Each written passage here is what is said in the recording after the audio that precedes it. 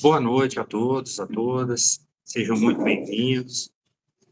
Essa noite teremos a palestra do orador espírita Fabiano Augusto, a falar sobre um tema extremamente importante, a família, célula máter da nossa sociedade. É impossível construir uma sociedade sem atentarmos para a família. Eu vou fazer uma breve prece, em seguida passarei a palavra ao Fabiano, que há várias décadas contribui com essa casa espírita, sempre trazendo sua sabedoria e seu conhecimento. Vamos lá. Senhor Jesus, aqui nos encontramos na noite de hoje, todos movidos pelo sentimento da humildade, na busca de nos tornarmos pessoas melhores, afastando-nos do egoísmo e do orgulho que nos prende ainda ao nosso passado de faltas. Buscamos o conhecimento redentor que nos permitirá, paulatinamente, ajustar nossos pensamentos e sentimentos às leis divinas. Que a mensagem da noite de hoje possa calar fundo em nossos corações e que possamos transformá-la em comportamentos concretos, promovendo mudanças efetivas em nossas vidas. Que a sua luz se faça presente hoje e sempre. E assim, rogando pela presença da espiritualidade dirigente da casa, damos por iniciadas as atividades da noite de hoje. Graças a Deus.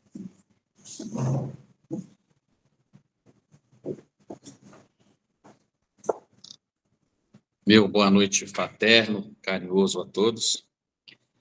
O tema, ele, obviamente, não temos como aprofundar a temática sobre a família em função da vasta literatura espírita em 40 minutos. Mas algumas questões são de suma importância, obviamente trazendo à baila das nossas considerações os conceitos, as premissas que o Espiritismo nos oferece, né? Então, falar de família, a gente acaba falando de casamento, divórcio, educação dos filhos, atividade religiosa, que são, sem dúvida nenhuma, conectadas com essa necessidade, com esse modelo, com essa realização, como a literatura espírita nos mostra, de um modelo idealizado em ambientes muito mais nobres do que o terreno. Bom, o que o IBGE tem mostrado para a nossa realidade brasileira? Desde 2007, tem sido feita uma série histórica, onde o número de divórcios vem crescendo de maneira avassaladora, né? Para vocês terem uma ideia, são 970 mil casamentos, 420 mil divórcios, algo em torno de 44%, 45%. E quando a gente se debruça nos estudos, nos levantamentos, o cenário fica mais estarrecedor, né? Porque os divórcios vêm crescendo sistematicamente ao longo desses 16, 17 anos de série histórica sobre essa modelagem, né, de realização que é o casamento. A idade média está por volta de 44 anos para os homens, de 41 anos para as mulheres. 50% dos casamentos acabam antes dos 10 anos e mais da metade dos casamentos se encerram com filhos em idade infantil ou de adolescência, mostrando realmente que o casamento, que é, obviamente, o primeiro passo para a construção da família, não vem dando muito certo. E essa realidade não só é uma realidade do cenário brasileiro. Esses dados se replicam em quase todas as nações. No livro Evangelho segundo o Espiritismo, lá no capítulo 22, nós temos que a separação não deve ser facilitada. Olha que interessante, né? Pois, diz os espíritos superiores, o regime monogâmico é aquele que melhor se presta para a evolução do ser vinculado à matéria. Então, O casamento, ele não é só de natureza material. Ele tem elementos de organização e planejamento divino. Então, ele é de natureza divina. É uma união de sexos opostos, vinculados à lei de amor e à lei de progresso, para que haja a renovação dos seres. Então, a literatura espírita é muito clara sobre essas questões, né? E quanto ao divórcio, não podemos deixar de considerar a lei humana, que tem por fim, obviamente, separar aquilo que, de fato, né, já está separado. Então, uma lei legaliza uma separação pela ausência de amor, de respeito, pela violência, pela traição. Então, são os motivadores desses elementos. Aliás, quando nós falamos em motivadores para o processo de separação, a literatura espírita também não se omite, dizendo que, em determinados cenários, motivados pela violência e pela traição, a separação talvez seja o melhor caminho. E aí vai, obviamente, um universo de tolerância, de variantes, que, pela idiosincrasia de cada pessoa em casamento, casal, vai, né, dentro de um leque de sensibilidade muito grande. Então, às vezes a pessoa não suporta uma traição e separa. Às vezes a pessoa suporta várias traições e não separa. Mesmo caso para a violência. Mas, apoiado pela espiritualidade superior, em que uma das partes tenta, obviamente, manter sólida e nobre a relação, mas que haja traição e violência, principalmente aquelas que se apresentam de maneira contumaz, a própria espiritualidade entende realmente que um fracassou naquele processo de realização, naquele processo provacional, ou naquele processo expiatório, e o suporte da espiritualidade se dá para aquele cônjuge que fez a sua parte. Então, é importante que a gente entenda que esses dois são os grandes motivadores para o processo de separação. No livro Nosso Lar, da Lavra de André Luiz, com a colaboração extraordinária do Chico, no livro de 44, Nosso Lar, que é uma colônia espiritual próxima à região do Rio de Janeiro, que foi idealizada, né, por portugueses que desencarnaram no Brasil e plasmaram essa colônia, que é tão conhecida, inclusive, pelo sucesso do livro. E lá está dito, né, nas entrelinhas, vários capítulos, que o lar é esse vértice sagrado, né, que copia, ainda de maneira tosca, esse modelo que é idealizado em esferas superiores, vinculado a mundos que ainda não alcançamos, que ainda não dimensionamos, que ainda não conseguimos elucubrar. Então, embora tenha as suas limitações do ponto de vista pragmático, é um modelo idealizado por mentes muito mais superiores que essas que militam no seio da realidade terráquea. E, obviamente, se posiciona de maneira clara, dizendo que a maioria dos casamentos tem elementos de ordem expiatória. Não poderíamos considerar de maneira diferente. Se 2/3 das pessoas estão vinculadas de maneira mais grosseira na bipolaridade negativa, como nos aponta a literatura espírita, é natural que essa bipolaridade negativa que todos nós temos, ela defina o nosso comportamento no seio das realizações amorosas, sexuais, coletivas. Então, boa parte, e a parte esmagadora, né, algo em torno de 2/3, que caracteriza os casamentos realizados no seio da realidade material, é de origem expiatória. Isso, inclusive, ajuda a justificar esses dados que aqui foram colocados no início da nossa falação, onde, no Brasil, os últimos casamentos têm, né, durado menos de 10 anos e 45% de todos os casamentos fracassam no elemento do divórcio. Mostrando realmente que a tolerância, né, para o enfrentamento do sofrimento, dos desgastes, da dor, é muito pequena. E interessante também, ao estudarmos esse livro, que fica claro que existem noivados e casamentos também no mundo espiritual mais próximo, né, mantendo essa vinculação formal e espiritual também por aqueles que vivem a realidade do mundo extrafísico. Então, Nosso Lar deixa bastante claro que esse modelo é um modelo vitorioso, mas que ainda não praticado de maneira adequada para os seres que aqui se vincularam à realidade material. Quando a gente fala em família, precisamos considerar a lei de reprodução. E o Livro dos Espíritos é muito objetivo ao trazer elementos, lá nas suas questões de 695 a 701, quando replica, né, o que está dito em várias outras obras, dizendo que o casamento revela um grande progresso na marcha de evolução da humanidade. Olha que interessante. Porque é a regulação do instituto familiar. Como já foi dito na prece de abertura, a célula-mãe, a célula originária de todo o corpo da sociedade como conhecemos. Se essa célula está, obviamente, adoentada, a sociedade, na expressão da coletividade, também estará. E é o que a gente percebe, né? Nós percebemos uma sociedade doente porque a família está degringolada, fragilizada, distante dos ideais superiores. Então, o casamento, segundo a literatura espírita, no seu principal livro, aquele que é o marco inicial de todo o processo de descortinho da realidade espiritualista, né?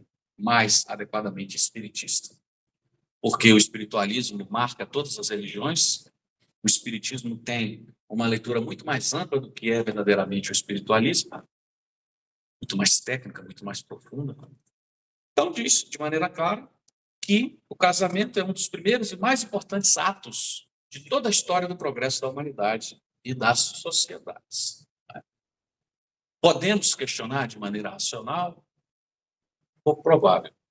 Então, a abolição do casamento nos mostra, os espíritos superiores, que seria um retorno, essa é a expressão utilizada pelos colaboradores da codificação, um retorno à infância da humanidade, olha só, e colocaria o homem no nível quase que dos animais,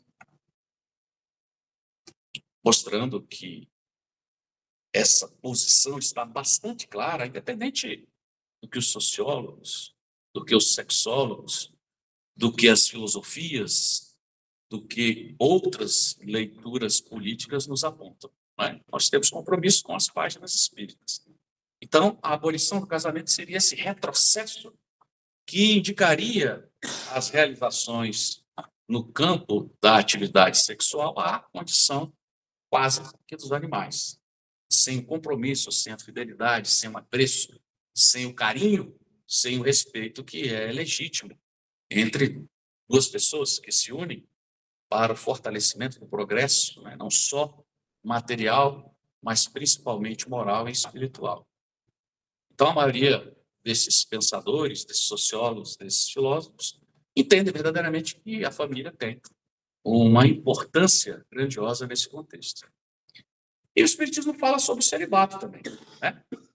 E diz que o celibato, e aí a gente tem um contraponto racional em relação a outras leituras teológicas, mostrando que esse estado da pessoa que se mantém solteira e distante das atividades de relacionamento sexual, ou seja, o celibatário, quando ele faz por si mesmo para atender uma necessidade de foro íntimo, não existe mérito algum. Ou porque ele está vinculado a uma determinada dinâmica de leitura religiosa. Porque o sexo em si não é um problema. O problema é o que nós fazemos dele mesmo. Então, essa leitura da pureza associada ao celibato, que muitas religiões defendem, ela é desconstruída nesses elementos que o Livro dos Espíritos aponta, mostrando que, de maneira diferente, aquele que assume um processo de tarefa missionário, abrindo mão das alegrias familiares para se dedicar ao desenvolvimento social, esse sim tem grandes méritos. A gente pode citar Divaldo, que nunca se casou, Chico, que teve uma vida de missionário distante do seio das realidades da família, que produz, sim, alguns sabores, mas muitas alegrias, em função de um processo missionário dedicado à divulgação da doutrina espírita, da fé racional, em favor de todos nós que estamos aí na retaguarda desse processo. Então, é diferente quando se abre mão em favor da coletividade. Não aquele processo celibatário que atende uma determinada dinâmica de foro íntimo ou calcado, né, por uma leitura religiosa pouco racional. E ainda diz mais, que essa igualdade numérica, que aproximadamente existe em todo o planeta, em todos os países, entre o número de homens e mulheres, e é um raciocínio absolutamente matemático, né, cartesiano. Porque se existe um Deus, se existem espíritos que estão debaixo da batuta desse ente extraordinário, e Jesus é um deles, não podemos admitir que o processo de encarnação, que o processo de organização social não esteja calcado dentro de parâmetros e planejamentos espirituais muito aquém da nossa compreensão.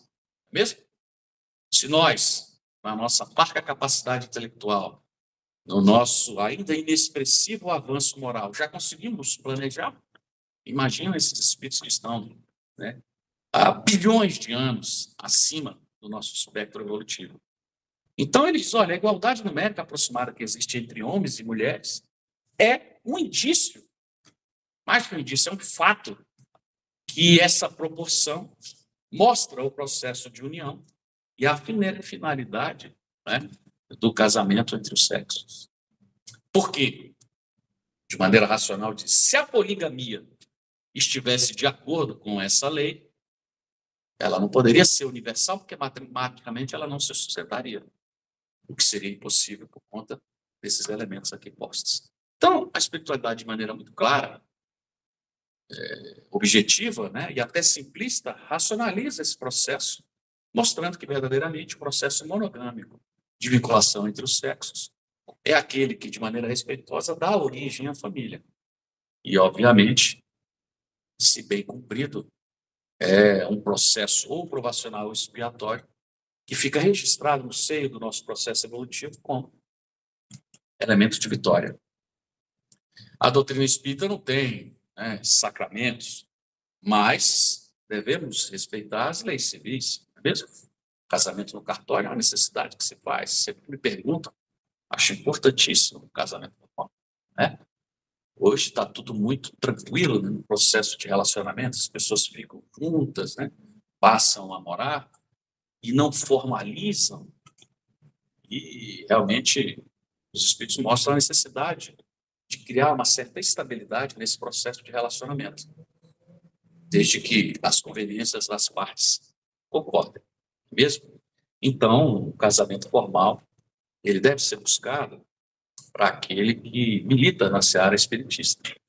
E o espiritismo, então, por não ser uma religião institucionalizada, por ser uma religião natural, não tem, né, sacerdotes, não tem sacramentos, não tem batizado, não tem crisma, não tem casamentos, não tem extrema unção. E a gente entende que essa dinâmica deve ser respeitada pelas leis, né, do país em que estamos vinculados. E aí, entendendo a importância e a dinâmica do casamento, e entendendo o fracasso desse modelo, não por culpa da espiritualidade, mas por nossa culpa. E veja bem, a gente precisa entender que, sendo a maioria dos casamentos associados a um elemento de expiação, a gente também não pode deixar de considerar que muitas vezes esse ciclo se interrompe, né? Muitas vezes o casamento dura determinados anos e depois, naturalmente, ele se interrompe pelo cumprimento daquela atividade, pelo cumprimento daquele processo. Então, não estamos aqui advogando, mesmo que a duras penas, a eternidade do casamento.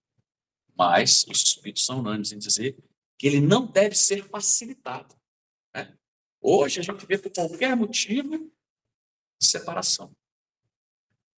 Qualquer discussão ou desacordo na cor da cortina já é motivo para criar atritos e logo em seguida processo de separação. A gente tem observado ao longo das últimas décadas que os motivos nascidos não são tão mais palpáveis como há alguns anos. Então, a gente precisa entender que este processo deve ser dificultado dentro, obviamente, de um processo de tolerância que vai depender, né, das partes que compõem essa união, mas sempre tendo como foco principal a manutenção do equilíbrio doméstico. E quando o casal, pela lei de reprodução, tem filhos, aí a gente tem constituído o que nós chamamos de família.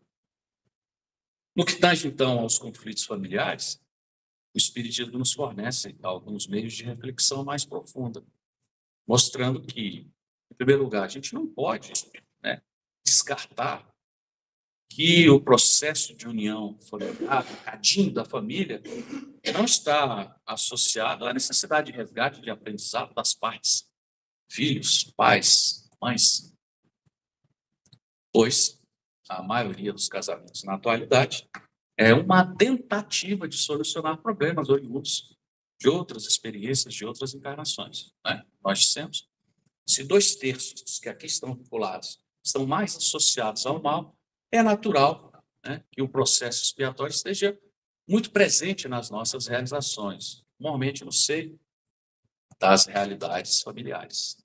E o segundo lugar, se é um processo de vinculação, de aprendizado e de resgate, por que a gente, no primeiro contratempo, se separa, né? Então, a imposição ou a colocação e a observação da espiritualidade em que essa dinâmica deve ser respeitada e não facilitada, deve ser o norte orientador das nossas relações. Mesmo se é um processo de resgate de aprendizado e no primeiro contratempo abrimos mão, boa parte do nosso processo de convivência das realidades materiais, sim, vai, obviamente, ser ordenado pelo fracasso de um planejamento idealizado pela espiritualidade amiga que nós concordamos, que nós aquecemos. Obviamente, guardadas as proporções e as variantes dessa leitura. E é por isso que o divórcio não pode ser facilitado, né? O divórcio é na expressão dessa separação formalizada. Então, essa desagregação familiar que as estatísticas mostram de maneira marcante é, sem dúvida nenhuma, de estarrecer. Imaginar que quase metade dos casamentos fracassam em menos de 10 anos é algo, muitas vezes, que nos surpreende. E, obviamente, é fruto de uma mensagem eminentemente materialista, né? Consumista, também defendida pelos meios de comunicação, não podemos deixar de considerar. A maioria das novelas, dos filmes, das séries, estão repletas de desrespeito, de traição, de sensualismo, e os nossos filhos crescem bombardeados com essa leitura, e muitos deles, e nós também, muitas vezes sucumbimos a essas pressões que caracterizam uma psicosfera absolutamente acinzentada e sensualizada, dizem os espíritos superiores, quando se aproximam do planeta, né? Nós vivemos a realidade de um planeta sexual, violento e de preguiçosos. Essa é a realidade da psicosfera planetária, porque 2/3 desses espíritos, embora não seja necessariamente uma boa parte de espíritos inferiores, né, na sua caracterização mais profunda, estão totalmente desvinculados dos elementos superiores, daquele norte que nos orienta a religiosidade, a cultura, a arte, ao respeito ao próximo, a necessidade de aprendizado, de aculturamento, não só na dinâmica religiosa, mas em todo o espectro de conhecimento humano. São pessoas que muitas vezes conhecemos e que muitas vezes nos vinculamos a esse processo, querem viver o hoje, né? Estão preocupados, quando muito, em defender os seus, e tomam decisões e partidos que, obviamente, caracterizem e reforcem o seu espectro de locupletação, em detrimento do sofrimento dos outros, em detrimento do desrespeito, em detrimento da corrupção e da deformação que essas linhas de ação definem. Então, a família não poderia deixar, né, não poderia ficar de fora dentro desse cenário absolutamente triste de estarrecer. Então, é fruto, sem dúvida nenhuma, de uma mensagem evidentemente materialista. E aí é onde entra a questão do sentimento religioso, a fé, a esperança, porque, de fato, elas perderam terreno e vêm perdendo terreno, né? Vem diminuindo de maneira sensível a nossa capacidade de suportar o sofrimento. Mesmo as pessoas não conseguem mais suportar nenhuma dificuldade. E, obviamente, mudam, né, o seu campo de ação. E, muitas vezes, abandonando filhos, abandonando a esposa, como comumente nós vemos. E esse processo de covardia é muito mais presente no espectro, né, ativo do homem do que na mulher. Isso é um fato que é inconteste para quem tem a experiência de visitar orfanatos. Sempre gosto de trazer essa leitura, porque faço isso há algumas décadas. E a maioria dos que estão em orfanatos são homens. Se toda a dinâmica do processo de divisão matemática é igualitária, no caso dos orfanatos, essa igualdade numérica não se apresenta. A gente tem sempre uma presença mais marcante de homens do que de mulheres. Por que será? Né? Porque os homens abandonam e são abandonados pela lei de ação e reação.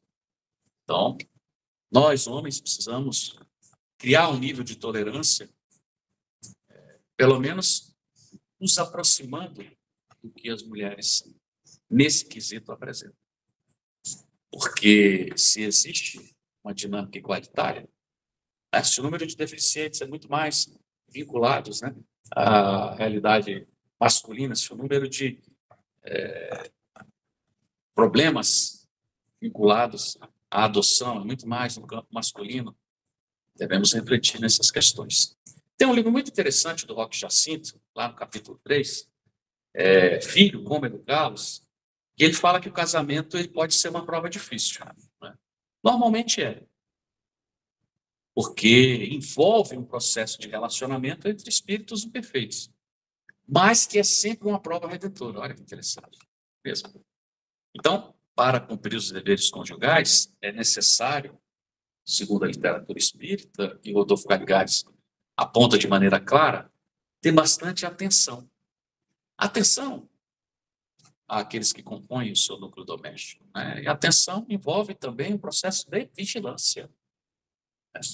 É como a orientação do Cristo. Vigilância e oração. Vigilância a todo instante e oração, sempre que possível. Porque a gente vai criando uma redoma protetora, como a existente nos centros e nas casas sérias de outros espectros religiosos, porque aqui, na casa espírita e em outros ambientes, existe a preocupação de nos vincularmos aos elementos superiores, no campo da oração, do pensamento, do estudo, da linguagem, do respeito ao próximo, da dinâmica associada ao espectro religioso. Isso vai criando uma proteção. Essa proteção precisa ser estendida para as nossas casas, precisa ser estendida para os nossos ambientes domésticos, precisa estar vinculada à nossa redoma protetora, como o Cristo nos chama a atenção na necessidade de criarmos uma armadura contra a influência superior. Uma armadura física, uma armadura de titânio ou de teflon, né? Ou de fibra de carbono, muito menos, mas uma armadura que se realiza no campo dos interesses mentais, campo da plasmagem mental, criando, obviamente, uma repulsa dessas energias que compõem boa parte da nossa psicosfera. Isso se faz com atenção, com vigilância, com oração. Né? E, obviamente, carinho e respeito. Nem precisamos nos delongar. Precisamos ter carinho. Mesmo que aquela dimensão do amor, né, mais apaixonado não se apresente, e paixão é sempre um processo de perturbação, de perdição, é sempre um processo, né, de vinculação muito mais com elementos hormonais, emocionais do que racionais. Mas o carinho não, o carinho precisa, né, ser perseverante ao longo de todo o processo de relacionamento. Sempre vinculado ao respeito. Então, como é que a gente pode exigir fidelidade se não somos fiéis? Como é que a gente pode exigir educação, carinho e respeito se não somos carinhosos, educados e respeitosos? Então, a literatura é muito clara. Nós não temos autoridade de cobrar do nosso parceiro aquilo que nós não oferecemos no processo de convivência conjugal. Isso é muito claro. Né? Independente de leituras feministas ou de leituras machistas, por que né, os antigos admitiam que o homem podia trair e a mulher? Hoje a gente vê, infelizmente, a mulher caminhando também para esse espectro de realidades, querendo trazer o que de negativo o homem faz também no seu ciclo de convivência social. Mas o processo é de igualdade, né? Não existe diferença do ponto de vista da leitura da lei natural.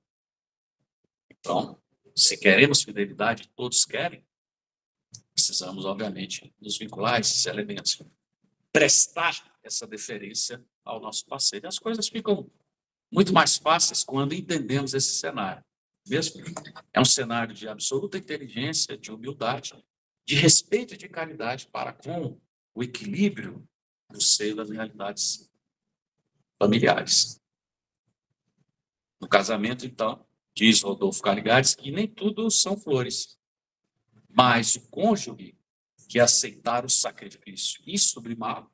Por que ele diz isso? Porque muitas vezes um dos elementos que compõem, né, o par precisa ser mais resiliente, precisa ser mais misericordioso para o outro, porque o parceiro é mais complicado, é mais turbulento, é menos capacitado intelectualmente, ou porque não se vincula a elementos religiosos, mas tem outros valores. Então, ele diz exatamente isso, que aquele que aceita esse sacrifício, ele vai se sublimar neste processo, né? Então, temos observado, pela mensagem dos espíritos amigos, que muitos de nós estamos chegando perturbados no mundo espiritual exatamente porque entendemos que o nosso nível de tolerância foi muito baixo, não só no campo das realidades da família, mas em todo o espectro de convivência, né, da sociedade material. Joana de Ângeles, no livro Constelação Familiar, a sua parceria com Divaldo Franco, lá no capítulo 22, ela crava a importância, e é o que está absolutamente ausente no seio das realidades das famílias mundiais, o nosso país não está diferente, é a ausência da formação religiosa no processo educacional de relacionamento dos pais e também dos filhos. Porque muitas vezes a convivência entre as partes, né, que compõem o casal é positiva e ela degringola, ou ela se dispersa, ou ela perde qualidade quando os filhos se apresentam. E a literatura espírita mostra esse processo de vinculação, esse processo de resgate, de convivência, né, com filhos, muitas vezes, que não conseguem absorver os elementos ensinados, se é que são verdadeiramente ensinados. E aí a importância desse elemento religioso, que é fundamental neste processo educacional, porque vai criar, né, nos diz a Joana de Ângeles, uma resistência de ordem moral, de ordem orgânica e de ordem emocional. Olha, interessante, né? Resgatando o mente sã, corpo sã, que todos nós já conhecemos. Os neurocientistas são unânimes em dizer que as pesquisas mostram, as tomografias mostram que as alterações nos campos das sinapses cerebrais, né, nas realidades neurais, para aquele que atua de maneira fervorosa e respeitosa no campo das atividades religiosas, que essas alterações apresentam, né, colorações distintas e que geram uma facilitação no processo de recuperação e de equilíbrio orgânico. Os cardiologistas também não fogem a essa leitura. Os estudos apontam, estudos de universidades sérias, realizadas fora do Brasil e também em nossa nação, mostrando que o paciente que é religioso, que tem uma vinculação religiosa, que tem o hábito de orar, que é disciplinado nessas questões, apresenta uma melhora 2 vezes mais rápida do que aqueles que não são, né? Aqueles que tiveram infarto do miocárdio e outros problemas associados às graves cardiopatias que assolam a sociedade. Então, não podemos deixar de considerar, inclusive para a manutenção da saúde mental e física dos nossos filhos, os elementos associados, né, a essa fundamentação do processo de educação calcada na religiosidade, normalmente é essa que nós acreditamos. Então, essa orientação, essa formação religiosa é papel de quem? Dos pais. A gente não pode terceirizar isso para a sociedade. Não pode terceirizar isso para as escolas, porque eles estão desvinculados dessa realidade. Por que eu vou oferecer a educação dos meus filhos para uma sociedade perturbada? Não tem sentido. Então, o pai espírita precisa ficar muito atento a esses elementos, né? A sociedade, muitas vezes, pouco oferece para o equilíbrio e para o crescimento dos nossos filhos, né? À exceção de uma ou outra instituição, e a gente destaca, né, as casas religiosas, essas sim, de fato, acabam por colaborar com a formação educacional dos nossos filhos. E é um sofisma que ainda é muito defendido pelos educadores, de que as crianças devem estar livres para escolher as suas opções de cunho religioso, a sua religião. E às vezes eu fico me perguntando em que isso se baseia, se não num processo de deformação e de vinculação aos agentes do mal. Porque a gente tem uma preocupação que chega a ser doentia com o que os nossos filhos vão comer, com o que eles vão vestir, para onde eles vão, que horas vão, quando vão, que escola vão estudar, que curso vão fazer, vai fazer o comum, vai fazer o inglês, quer dizer, uma preocupação para o processo de educação dos nossos filhos, que ele vai vestir, se a roupa combina com o sapato, se o sapato combina com a meia.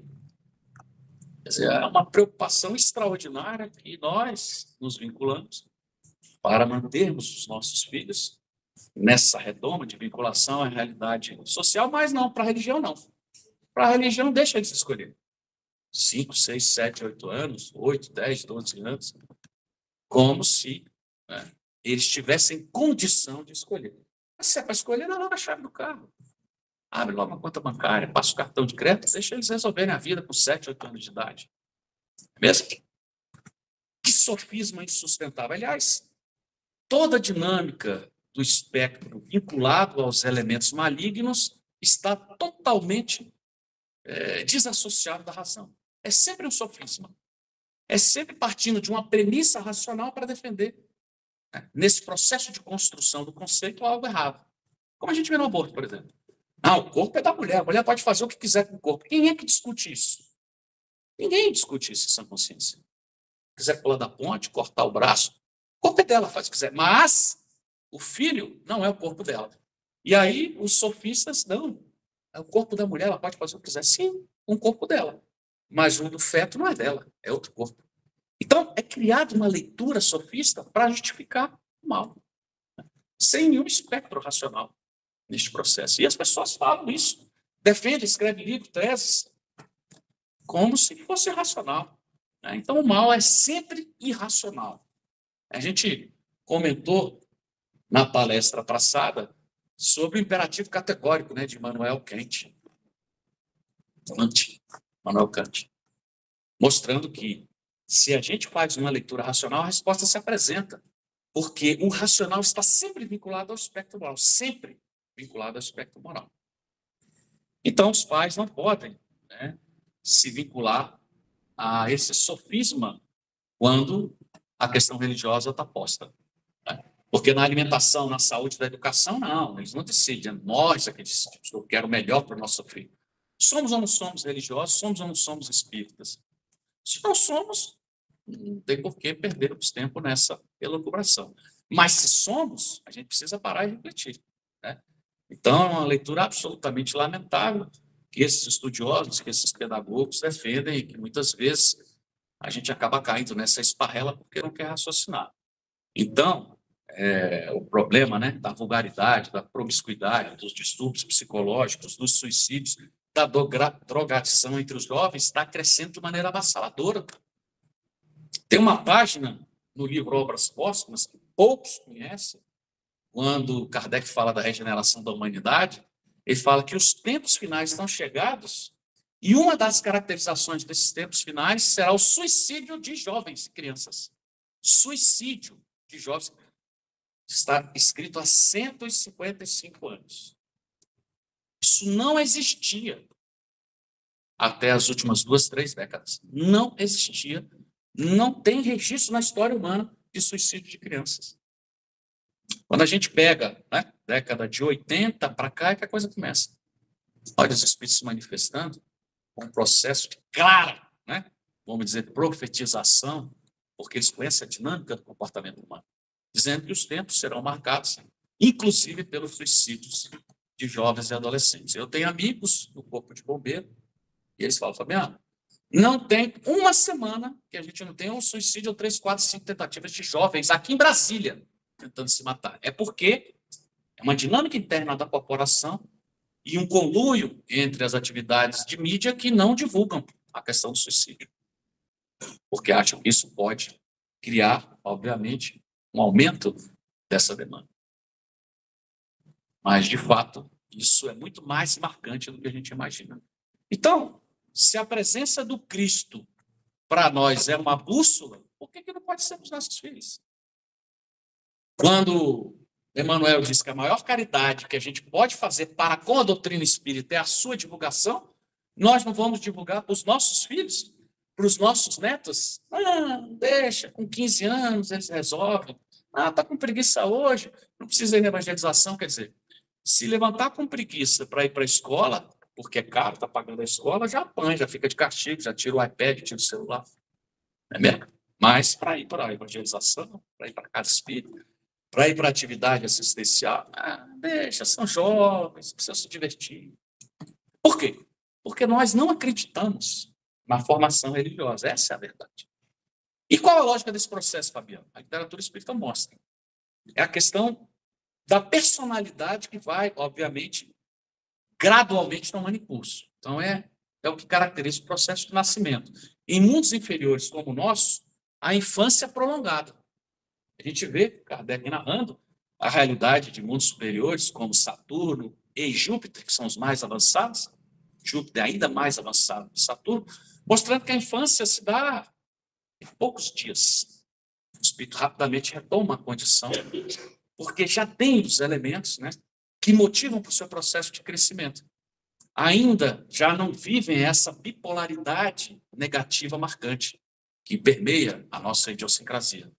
Ora, bipolares positivos, vinculados ao bem, ao bom, ao belo, à ordem divina, ora, vinculados, né, à arrogância, ao orgulho, à vaidade, ao egoísmo, que caracteriza boa parte dos nossos interesses. Todos nós estamos aqui.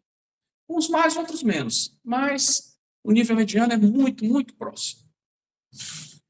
Então, o que a literatura diz? À medida que os órgãos vão se desenvolvendo com o processo de crescimento, a criança, ela dorme e vai despertando a sua capacidade intelectiva, inclusive pela própria construção e complexidade da dinâmica cerebral, né?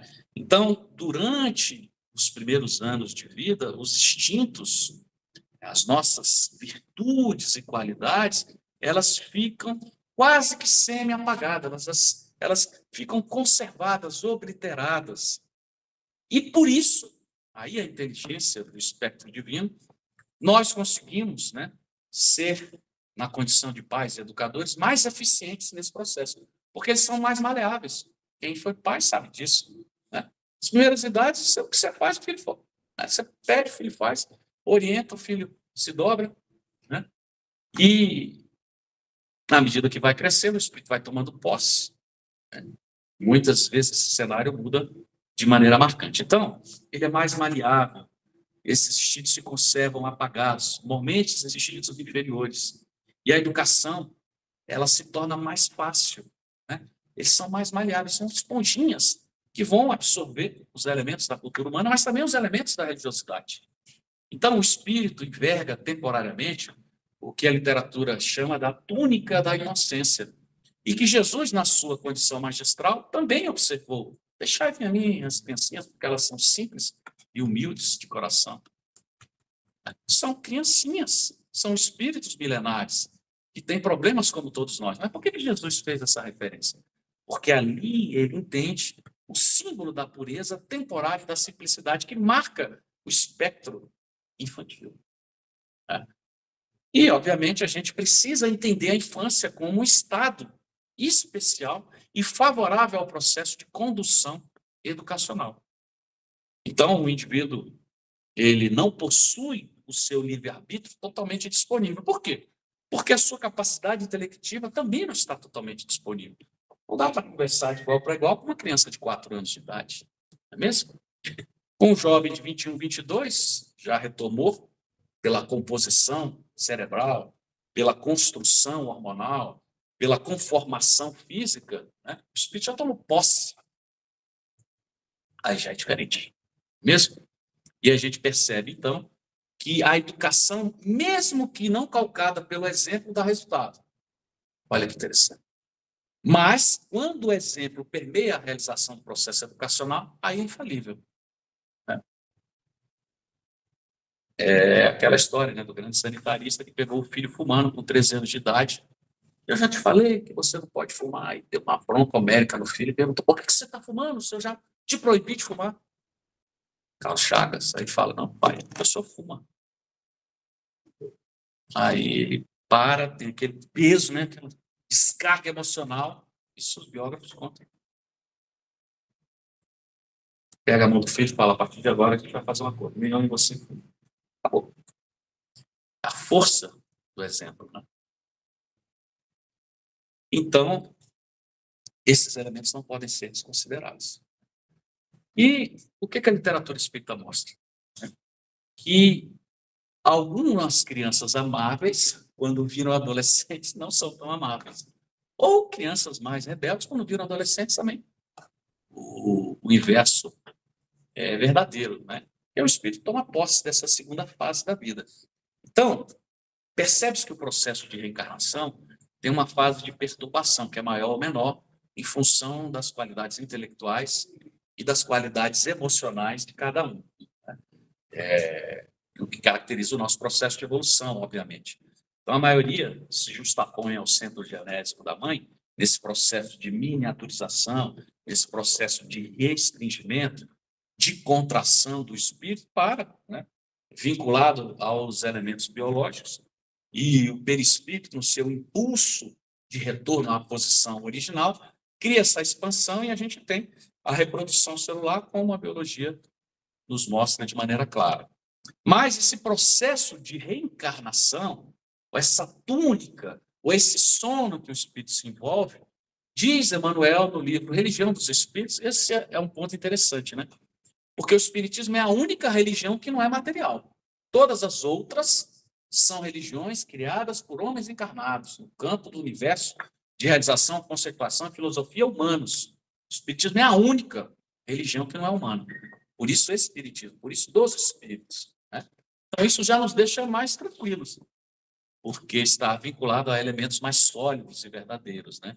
Sem a participação da idiosincrasia dos interesses, do processo político institucional que marca todas as religiões, à exceção da doutrina espírita. E que nós, na condição de defensores do movimento espírita, não podemos deixar que esses charcos, né, da realidade humana permeiem a realidade do movimento espírita. Por isso é que a gente se posiciona. Por isso é que eu escrevo e falo. Como é que eu posso admitir um espírita que se caracteriza por progressista e a favor do aborto? Isso não é espírita, é qualquer outra coisa. Mas não é espírita. Espírita a favor do aborto, então vamos rasgar o livro dos espíritos, porque está dito lá que o aborto é crime. Isso não é condenar quem abortou ao azeite quente do fogo do inferno, mas o ato é errado. E a gente vai estudar as variantes, as variações dos elementos atenuantes e agravantes de cada processo, criar uma condição de consolação, de amparo, de misericórdia, de ação positiva para aqueles que fizeram, possam, na própria encarnação, inclusive, reconstruir esse processo. É diferente, mas é um ato errado. Né? A gente não pode tergiversar. Cristo é claro, né? Que o seu sim seja sim, que o seu não seja não. Senão a gente fica, né, trazendo para o elemento dos interesses políticos, né, da humanidade. Então, Emmanuel diz, nesse livro extraordinário, Religião dos Espíritos, que o processo de encarnação, esse sono induzido, ou essa hipnose terapêutica, que todos nós estamos submetidos pelo processo de despertamento do perispírito, na retomada da posse do espírito, que é a mente, que é o ser inteligente, demanda mais ou menos 3.000 dias, o que dá quase 8 anos. Né? Então, você tem os 9 meses de gestação e mais os 7. A própria psicologia humana já fala, até os 7 anos está marcado, né, uma caracterização do processo idiosincrásico, nos elementos que caracterizam a personalidade da criança. Você percebe que até os 7 anos, né, os comportamentos têm uma determinada caracterização, e depois o espírito tomando posse desse ideário intelectual, né, fruto das suas vivências passadas, já começa a se manifestar na condição do seu eu de maneira mais marcante. Então, a gente tem até os 7 anos, um pouco mais, um pouco menos, porque vai variar em cada caso, mas é uma referência bem clara, positiva e objetiva. Nós temos, na condição de pais, um processo extraordinário de influenciação, né, que não podemos, obviamente, perder de vista, né? Então, esse espectro, né, das realidades humanas precisa ser considerado 4 grandes elementos. O amor, que é esse diálogo, essa liberdade gradual, associada ao ensino religioso, não podemos deixar de considerar. Então, o amor, o diálogo, a liberdade gradual e o ensino religioso. São esses 4 pontos que devem calcar o processo de construção do núcleo familiar associados, né, à educação dos nossos filhos. É o amor que nos torna mais tolerantes com as imperfeições do próximo, nos torna mais fortes em relação a essas dores e sofrimentos. O diálogo é aquilo que nós falamos, ele deve ser constante e com condicionantes diferentes, mesmo. Na adolescência, tem uma importância capital, é quase uma conversa de igual para igual. Nas primeiras idades, a gente desce ao nível da criança para que o processo de compreensão se faça, mas sempre a presença do diálogo, mesmo que infantilizado ou, né, de forma adulta, com o avançar da idade. Então, na adolescência, nos dias dos espíritos, a gente precisa agir com um pouco mais de tato, sem uma leitura mais impositiva, né, com elementos mais de convencimento. Mas se nós fizermos isso ao longo das primeiras idades, e aí a gente tem a adolescência, né, a pré-adolescência de 9 aos 13, e a adolescência propriamente dita dos 13 aos 19, como a Organização Mundial da Saúde marca. Então, dos 9 aos 19, a gente tem aí uma condição de estabelecer esse diálogo com os nossos filhos. Mais do 0 aos 9 anos, o espaço extraordinário nesse processo de convencimento da importância da religiosidade humana. O terceiro é a liberdade, né, que é um direito que deve ser proporcional à maturidade e à responsabilidade daqueles que estão conosco. Mesmo é um processo maior do que uma concessão. Deve ser uma conquista dos próprios filhos, né? Então, a gente precisa aprender a dizer não dentro de uma dinâmica pedagógica. Mesmo.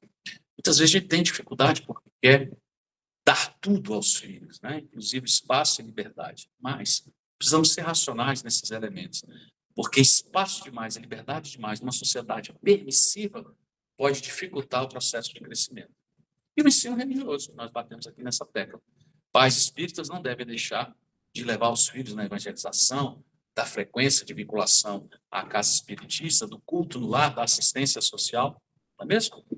Porque é assim que a gente vai criando essa dinâmica de relacionamento. Então, para encerrar, a gente lembra que ser pai e mãe significa receber esses talentos, né, como na parábola do Cristo, que devem ser movimentados com a nossa inteligência, que são os nossos filhos, esses talentos, né, movimentados com a nossa inteligência para que eles possam, de fato, produzir frutos, porque é dada a infância para que a gente colabore no processo de moldagem para o avanço evolutivo daquela criatura que para nós é cara. Então, se somos espíritas convictos, não existe nada mais importante do que a herança religiosa. Não existe. Não existe.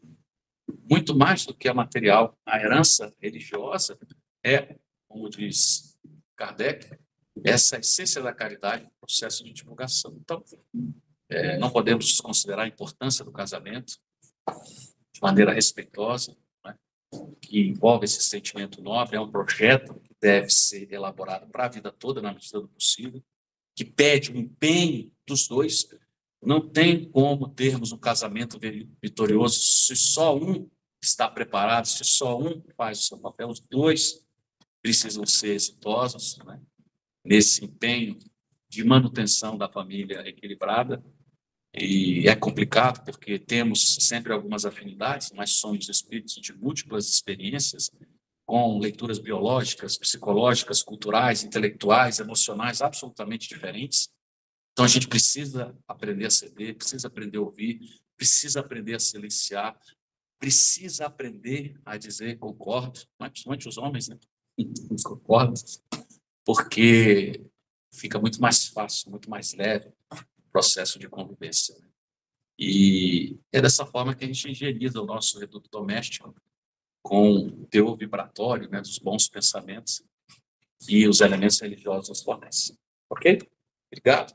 Passem uns 3 minutinhos, me perdoe.